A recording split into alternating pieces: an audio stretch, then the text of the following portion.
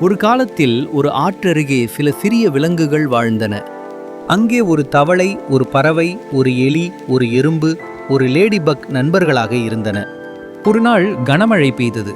ஆற்றில் தண்ணீர் அதிகமாக உயர்ந்தது. அதை பார்த்து விலங்குகள் எல்லாம் கவலைப்பட்டன.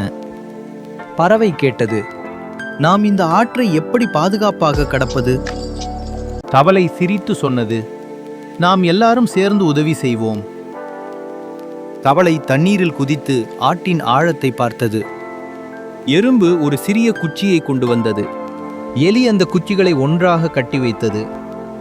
லேடிபக் இலகுவான பொருட்களை எடுத்துச் செல்ல உதவியது. பறவை மேலிருந்து பார்த்து வழிகாட்டியது. எல்லாரும் சேர்ந்து ஒரு சிறிய தட்டையை செய்து ஆற்றை கடக்க தயாரானார்கள். ஒன்றன் பின் ஒன்றாக எல்லா விலங்குகளும் பாதுகாப்பாக ஆற்றை கடந்து சென்றன. எல்லோரும் மிகவும் மகிழ்ச்சியாக இருந்தன.